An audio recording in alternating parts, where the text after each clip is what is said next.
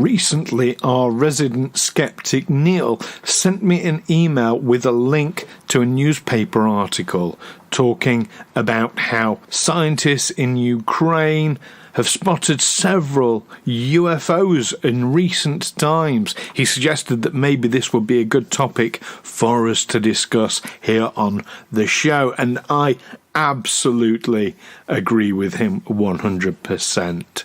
Now, this week's episode is dedicated to our Explorer of the Week, D. Nandwani. It is thanks to D and people like D who have subscribed to our Patreon that has enabled us to keep going with this show for as long as we have. So thank you. Thank you to each and every one of our patrons, of course, but especially this week's Explorer of the Week, D. Nandwani.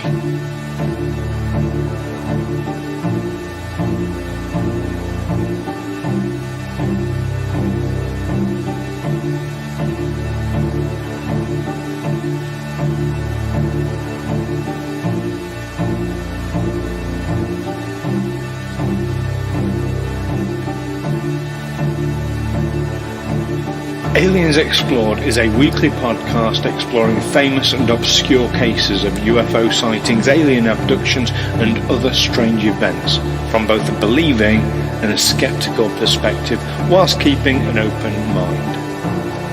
I'm Stu Jackson, a professional actor and amateur ufologist with a particular interest in the crop circle phenomenon. I'll be debating that otherworldly visitations are real. The truth is out there. And I'm Neil Kelly. I'm a professional actor as well and used to work for the military as an intelligence analyst. I'll be arguing from a more doubtful point of view. I mean, it's all a bit far-fetched, isn't it?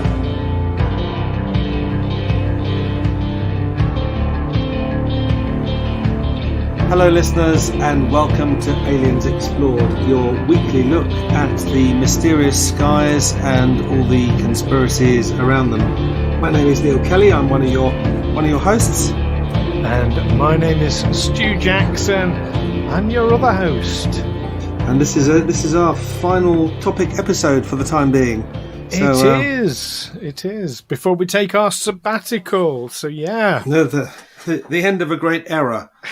Well, not yet. Just a pause. A pause while we're hoping we regroup. Yes.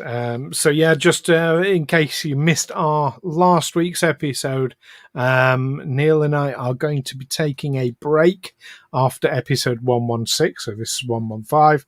So you've got one more episode next week, and then we're just busy people at the moment, aren't we, Neil? We are. Yeah, which is nice. Good. It's a good thing, yeah. As we said before, we started this during lockdown when we had absolutely nothing going on and couldn't go anywhere, couldn't do anything, and this was a nice way to, a nice thing to get going. And I've been quite surprised how far it's gone. Really, pleasantly surprised. It's become, certainly for me, a major part of my life. Really big part of my life. Would you say the same, or? Yeah, I would say that. I mean, I know you just. Yeah. I mean, you just. I know. I just pop in and give my 2 cents worth.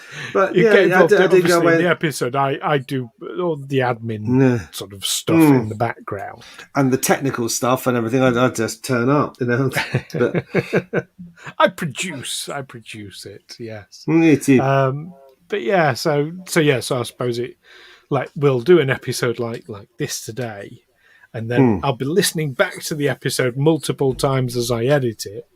And then, of course, I'll be doing the write-up for the description. And it all... Yeah. Anyway, so that's a bit of news. If you're one of our Patreon members, then just so you're aware, the October payment, that was your last one. There will be no payments coming out for November. So for everyone else, you've missed the boat for now with the Patreon. For now. Never say never. But never say never. Yeah. So we are indeed hoping to pick this up again. We don't know when. Don't No. know where, don't know when. Anyway, but there will be next week's episode. You won't want to miss that because Neil and I will be getting very emotional as we just share our thoughts over the whole thing and our opinions. It'll be a non-topic discussion. But today's a topic discussion. And so Neil, I mean, you tell us what we're talking about today because you're the one who switched me onto it. Yes, I noticed a newspaper article in the Metro, which is a free newspaper given out to commuters in the morning. I don't know, it's certainly London. I don't know if it goes beyond London. I've only ever known it to be in London. Yeah. And the headline there's an evening version as well, isn't there? There's a what, sorry? An evening version. So there's a morning version and an evening version. Well, usually I'll pick up the Metro on the way to work and I'll pick up the Evening Standard on the way back. Now, the Evening Standard is a long-standing newspaper that you used to have to buy. Now it's like the Metro, it's funded by advertising, so you just pick up a free copy. And usually I just pick up a copy to do the crossword on the tube, on my short journey on the tube. But then I spotted this article with the headline, "Scientists in Ukraine say they've spotted several UFOs." Well, yeah, so that's interesting. I mean, the fact that people are even looking at that, you imagine the situation in Ukraine right now. You see something in the sky that you don't recognise, you're going to dive for cover, aren't you? That was my initial thought as well. I thought, actually, no, they're going to be looking at the skies at the moment. But the fact it's scientists, that's not quite what's happened here, is it? No, I mean, obviously, there's an awful lot of people in the Ukrainian military scanning the skies for anything that isn't their own aircraft. But this is more... It's not so much watching the skies over the Ukraine. This is an observatory outside Kiev. Kiev. It used to be called Kiev, but when the war started, it was pointing out that's the Russian pronunciation, so we don't call it Kiev anymore. We call it Kiev. Kiev. So I now have my chicken Kievs later. Yes. So, yeah, Kiev. So this is Kiev's main astronomical observatory. And these scientists, I mean, they're just described as scientists in the Metro. I'm guessing they're astronomers.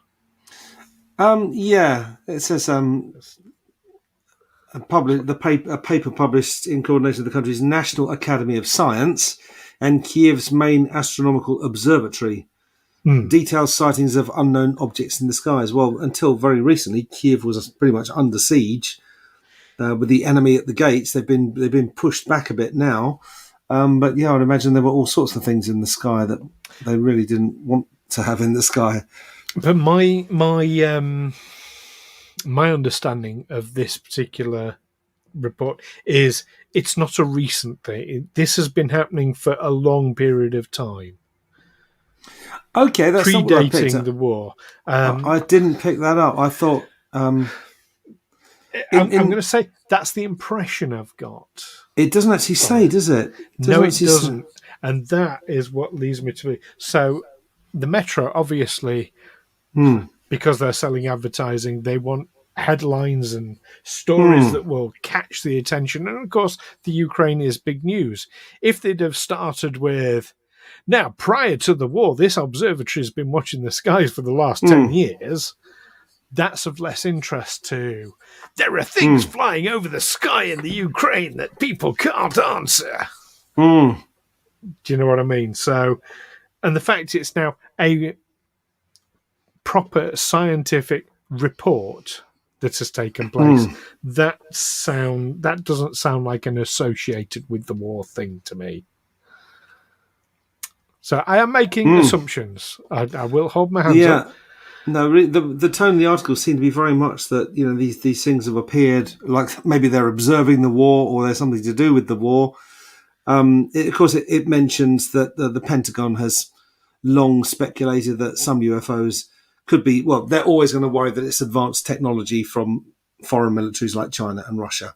Yes. And this year, they even set up a new UFO hunting agency called the All Domain Anomaly Resolution Office, or AARO. And I looked it up. They announced it on the 15th of July, 2022. Mm-hmm. They've renamed and expanded the scope of the Airborne Object Identification and Management Group, known as the AOIMSG. And it's now the All Domain Anomaly Resolution Office, the AARO. Because you've got objects. It's not just airborne. There are objects in space. There are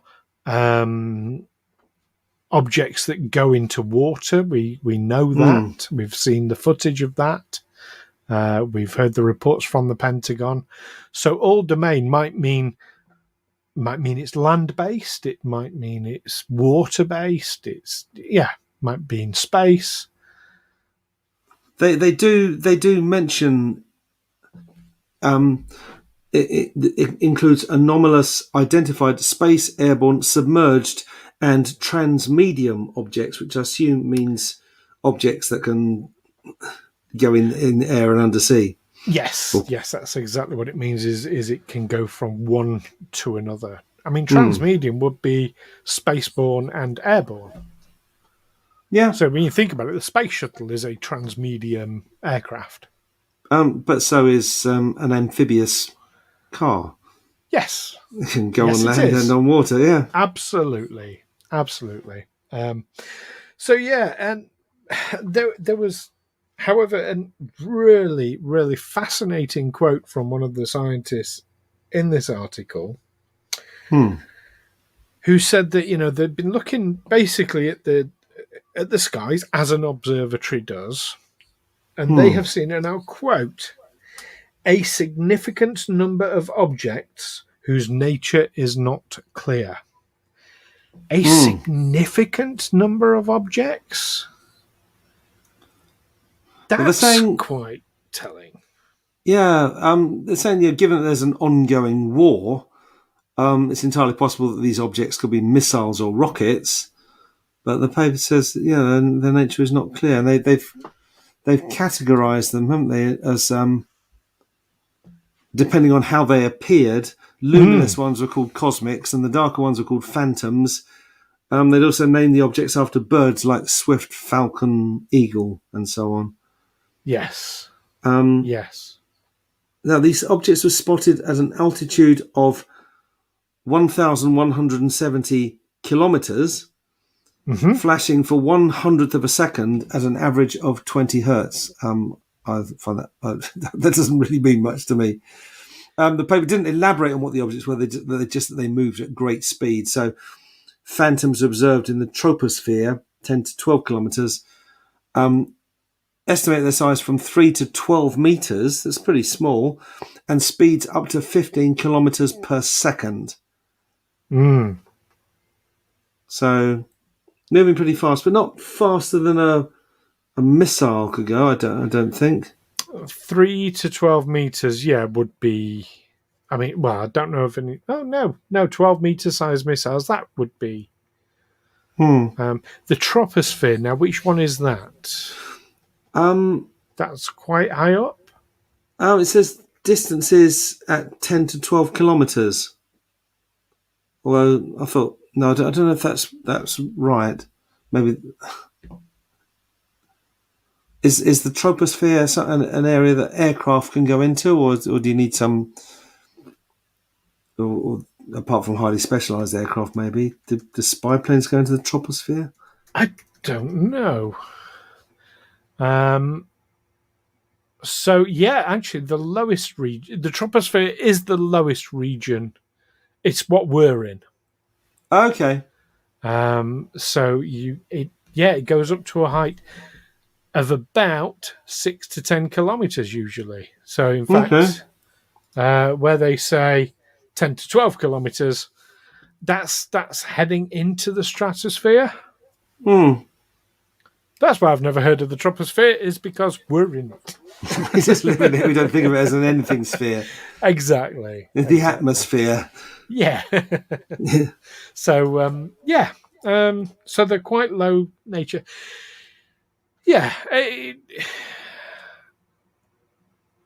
It's intriguing.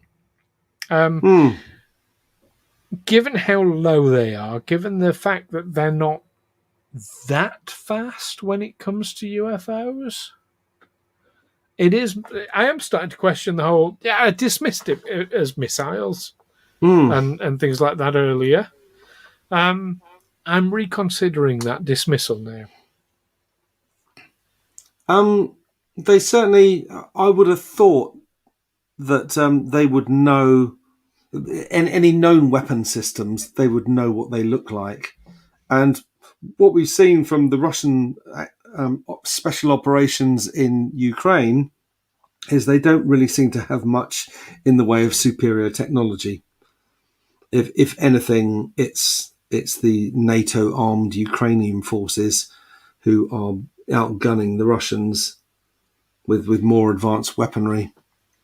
I mean, it's still traveling. I'm saying it. It's not traveling that fast. That's still what is it? 3 to 12. 15 kilometers a second. I mean, that's pretty damn fast.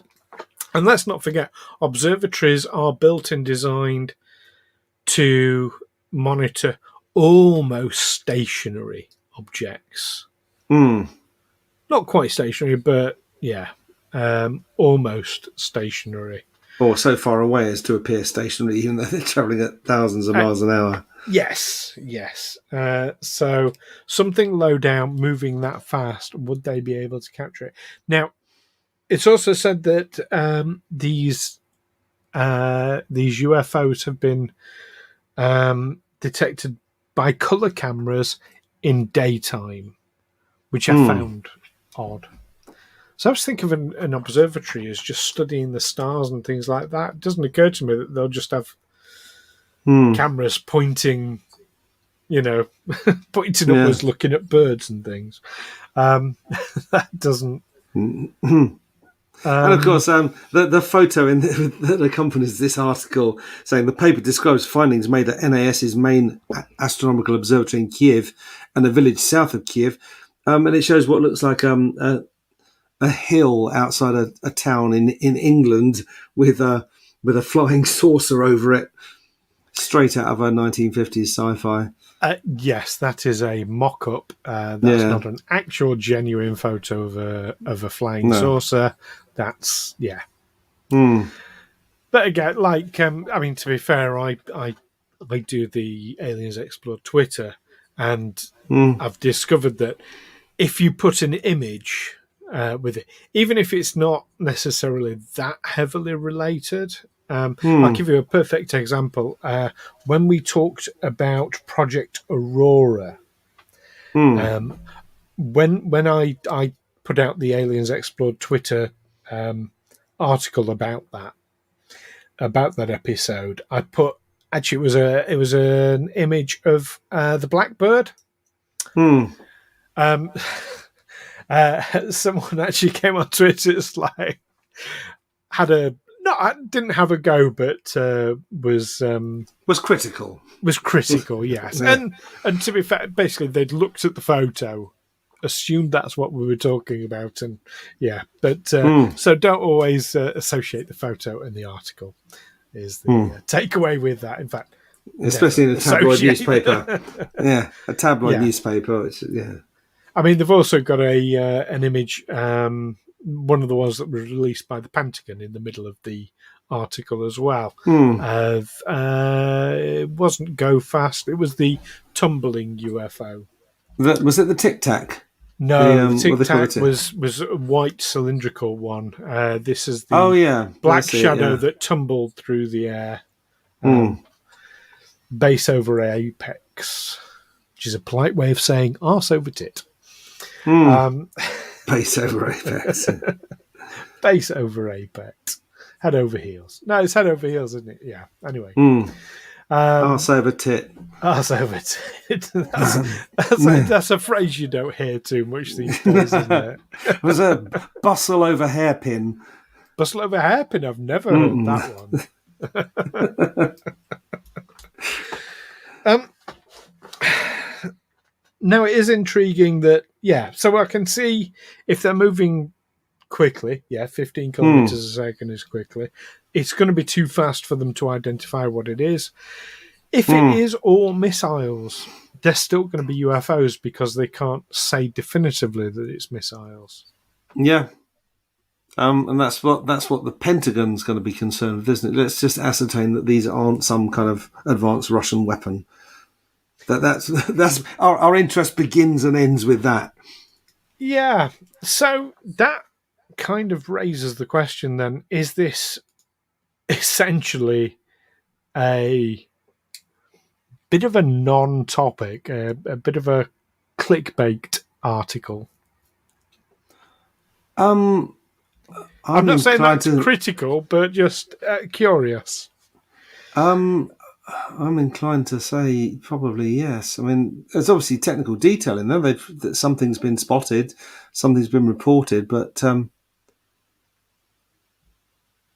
it's hard to say what it is. That they are interested in things in the sky that aren't to do with a war that they're fighting. That on their own soil. And I think, I think it's fair to say we're in agreement on that this is, I think it's a clickbait article on behalf of the Metro, which I get why they do it. Like you said, they've got to sell advertising space, and that's how they manage, that's how they survive. Yeah. So I understand it. But I think there are some interesting takeaways we can take from that within ufology. One, I think, requires vigilance on the part of us as ufologists. When we see an article, when we read something, whether it's online or in a paper or whatever, is not necessarily to take it at face value.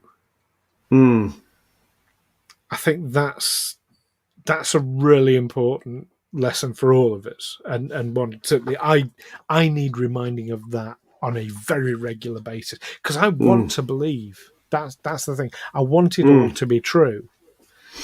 So you've got to be extra careful. Someone's going to tell you something which they know you want it to be true, so they know you're going to be inclined to believe it, and maybe forget to be a bit critical. Absolutely, confirmation bias and all that. Yeah. Absolutely. So I think that's a clear thing. But even yourself, as the skeptic, you were drawn into it. I was drawn into it because I'm drawn into it thinking, how can this be explained away? Yeah. What could this be other than craft from another dimension or another planet? Yeah. And with the bit of scratching at the surface, I think we've got the answer. Yeah, but I mean things, and of course, all sorts of things get reported in wars. I mean, there was the Foo Fighters in World War II. There were the UFOs appeared over Roswell because that was a nuclear. It was near a nuclear bomber base, wasn't it? Mm-hmm. So implying that extraterrestrials are taking an interest in our military technology and how we're progressing. But all these stories come up. Do you know about the Phantom, the Angel of Mons in the First World War? No. A Welsh journalist at the beginning of the First World War, he was there or close by the Battle of Mons. He invented this story about how the ghosts of medieval knights appeared on the battlefield and fought alongside British soldiers and routed the German force. And he just made it up. But there were people actually coming up to him saying, "Oh, yes, my son was at Mons, and yes, he saw them." And he said, "No, I made it up." There weren't any, but yeah. That's really interesting. And yes, Yeah, I and think how ufology is going to get a lot of that as well. Yes, I think so. Yeah, someone says they've seen something, and someone else is going to say, "Oh yeah, I was there. I saw it too." Oh, absolutely. I think there's another. I think there's a couple more takeaways from this as well. And staying on the sort of cynical side of the fence, I think we really need. I think as ufologists, as people interested in the extraterrestrial question, we need constant reminders of what UFO actually means and hmm, UAP. yeah, It doesn't mean flying saucer. It does not mean extraterrestrial or extra dimensional craft. It means we don't know what it is. hmm. That's it. It's unidentified. That's it. I could If we knew it was a flying saucer, it would be an identified flying object. I could We've take had, my notes, my hmm, paper notes. There you go, listeners, crinkling them for you. I could take my paper notes. I could roll them up into a ball. I could chuck them out my window, and if somebody saw it out the corner of their eye but didn't recognise it as a ball of paper, that would be a UFO, hmm. technically. So, when we see in reports from newspapers and Twitter and online and wherever else that a UFO has been reported, it just means they don't know what it is. And yes, the UAP has replaced that, but it's exactly the same in that regard. It Well, just means we don't know. a UAP is even vaguer, isn't it? The same. We're not even sure that it's an object. It could just be a Yeah, trick of the light. absolutely. Absolutely. So I think we need to be really careful, and it's become shorthand. And I see this on UFO Twitter all the time, Hmm. where, and I've done it myself. It sounds like I'm being critical. I'm absolutely not, because I've done this many times, Hmm. where you use UFO as a shorthand for flying saucer or extraterrestrial craft. Hmm. No, that's not. In fact, if you know it's an extraterrestrial craft, it's not a UFO. Hmm. It's an IFO. It's an IFO. Exactly. It's an IAP. Yeah. So, yeah, I think we really need to get in the mindset, because there will be those who use this against ufology, Hmm. who use it to conflate or confuse. And yeah, I think it'd be really helpful for us to stop using UFO as a shorthand for flying saucer. It's almost like that thing about lying, isn't it? That if you claim that something is you say that something is a UFO, and Mm-hmm. then someone identifies it, they'll say, "There you are. I've proved that all this UFO nonsense is bollocks. All these supposed sightings of alien craft, it's all nonsense because I've identified. You said this was UFO, and I can now tell you what that is. Exactly. I've debunked the whole thing." But it's kind of like, yeah, I mean, Doug and Dave. Let's Mm, let's mention Doug and Dave, the old crop circle hoaxers. mm, Um, yeah, because they came up and said, "Oh yeah, we made them." The media just went, "Oh, that explains all of them across the world." Then mm. case closed. They were made by these two blokes. Yeah, and ultimately, people believe what they want to believe, don't they? So, as you mentioned confirmation bias earlier, Mm. that if people are suddenly told something that actually falls in with their beliefs, yeah, they're gonna grab at it. Anyone working in intelligence will know that if you're trying to tell someone something, if your intelligence, your information differs wildly from what the person you're telling it to expected, they're not going to believe it. Mm. And that's quite. I mean, General Montgomery did that at the Battle of Arnhem. He was told just before the British paratroopers dropped in on Arnhem that there was an SS Panzer Division parked nearby, and he didn't want to hear it because no, this I've been planning this operation for months, and I wanted to go ahead. And anyway, what would an SS Panzer Division be doing there? The answer was they'd been taken out of the line for arrest.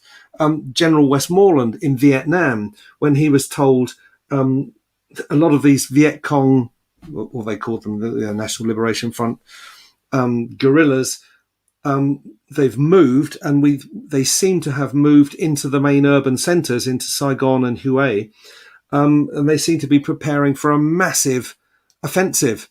And he didn't want to hear it because he'd been telling his bosses in Washington, "We're winning this war. We've got the enemy on the run. It's all but finished. I don't want to hear that they're about to launch a massive counterattack." Yeah, I see no ships. I see no ships. Yeah, because I don't want them to. It doesn't fit with what I've convinced myself of. Doesn't fit my narrative. Yes. Yeah, and convinced my bosses of. I've got a lot of work convincing them of this, and now suddenly something comes up that doesn't fit. So it's going to be like that with UFOs. As I say, you want to believe, you have to be very careful about what you believe, because someone can suddenly say, "Ha ha, fooled you." See, it's all nonsense. And if you don't want to believe, you could, you'll find ways to just say, "No, I don't. I'm not looking. Yeah. I don't want to see." It can't be that. It can't be. Yeah. You do get that very much on both sides of the fence. So an open mind. Do you know what? I heard a phrase many years ago that the mind is like a parachute. If it's not open, it's not going to work. I like that one. Yeah.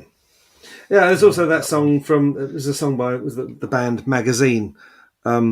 My mind ain't so open that anything can crawl right in. Oh, right, yes. That's similar to one I've heard. If your mind is too open, everything's going to drop out. Yeah. Okay, there is one final takeaway from this article in the Metro that I just want to touch on before we do go, though. Is, and I think it's... As someone who is, I see disclosure coming on the horizon, and I'm hopeful for it. I think the fact that they're using UFOs as their clickbait shows that there is, in the general population, an increasing interest in the UFO phenomenon, or UAP phenomenon. I can't even say it. Thingy that's going on.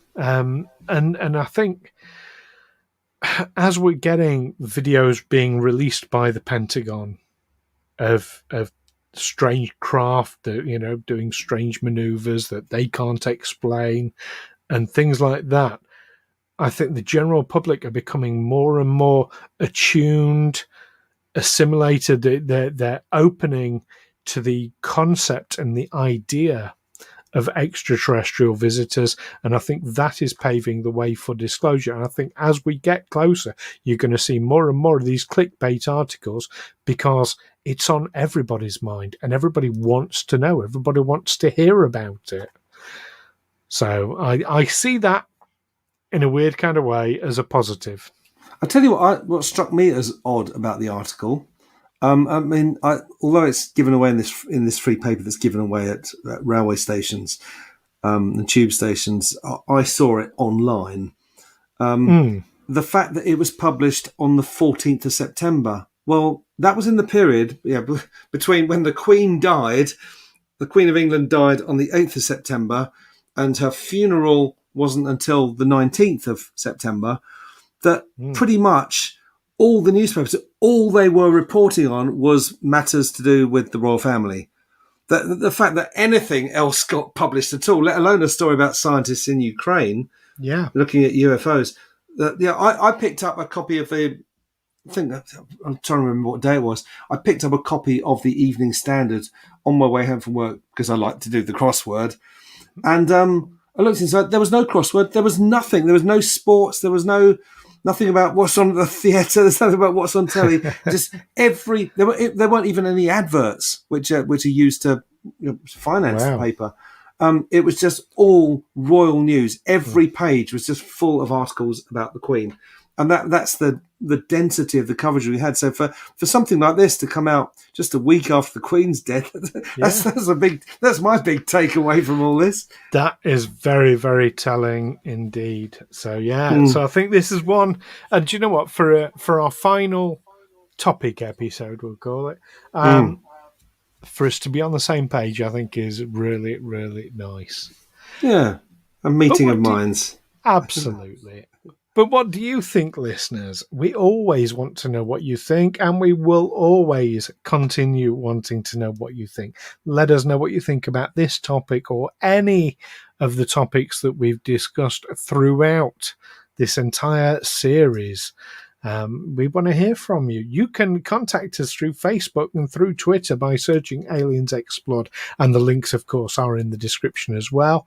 Or you can email us, aliensexplored@gmail.com.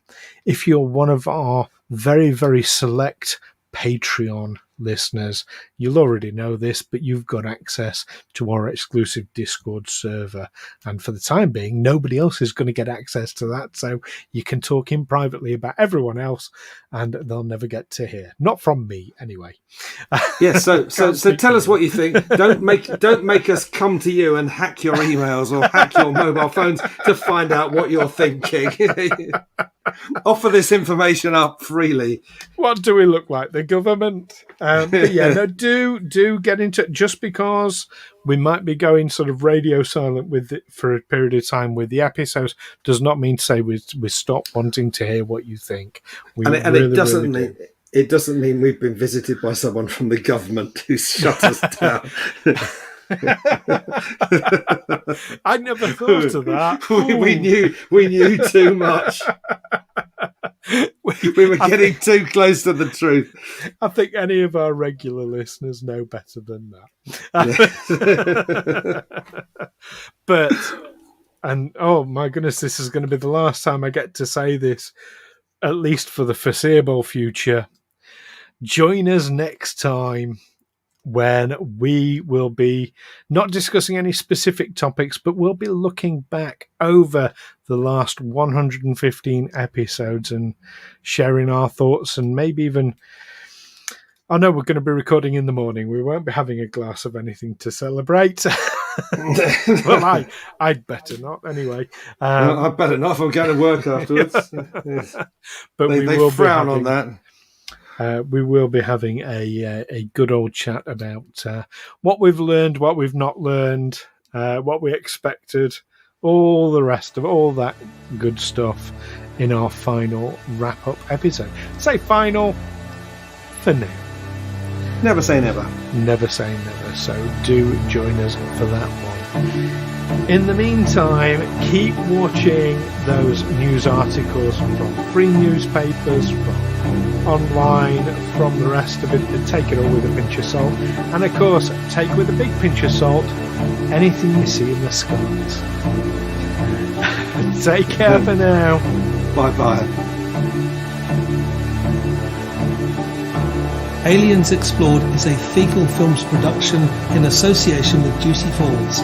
Music by Darren Mafucci and editing by Stu Jackson. Find us on Twitter or Facebook by searching Aliens Explored, or visit us on aliensexplored.com.